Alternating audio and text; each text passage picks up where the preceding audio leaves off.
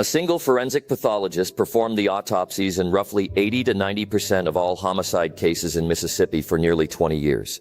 A standard forensic pathologist handles 200 to 250 cases annually. This man handled 1,500 or more every year. The math makes the work medically impossible. The testimony he delivered helped convict hundreds. 2 of those convicted were innocent.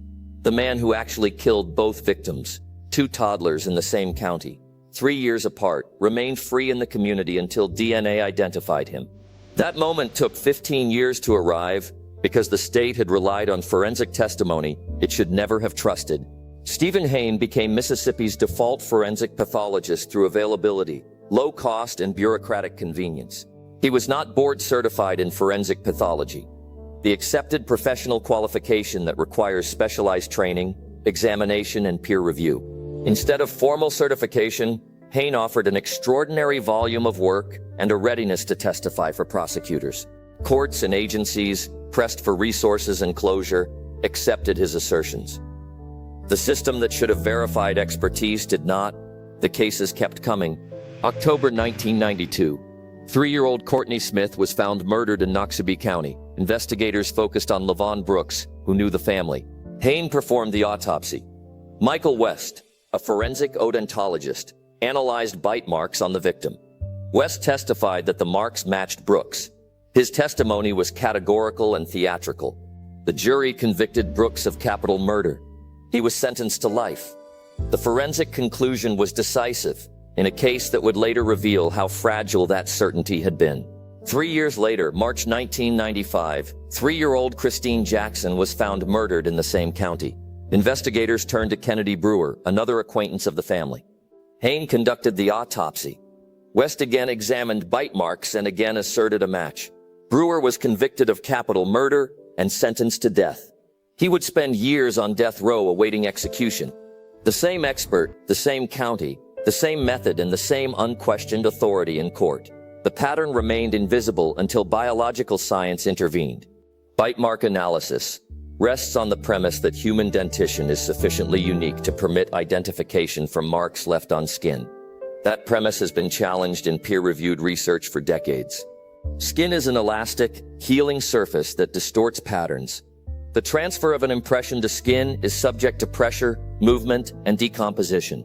Error rates for bite mark testimony are documented and significant.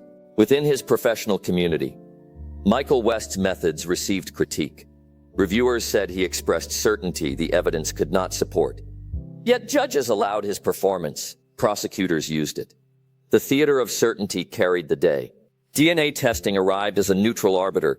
In 2007, the Innocence Project secured DNA testing on biological evidence from both cases.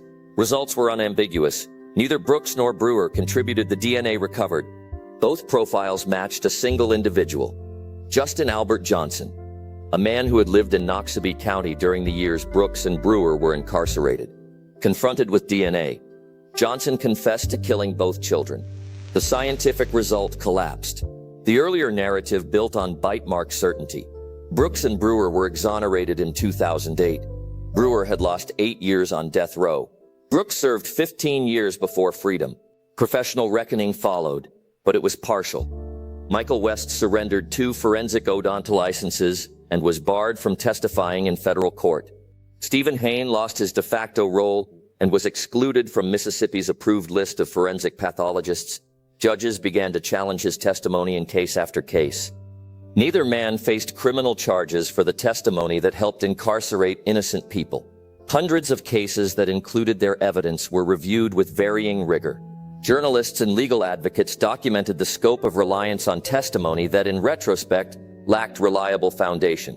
This was not simply the failure of 2 experts. It was a structural failure. A system that selected, relied on, and validated expert opinion without adequate scientific or procedural safeguards. Mississippi lacked a functioning mechanism for certifying forensic pathologists and for vetting the qualifications of experts offered to juries.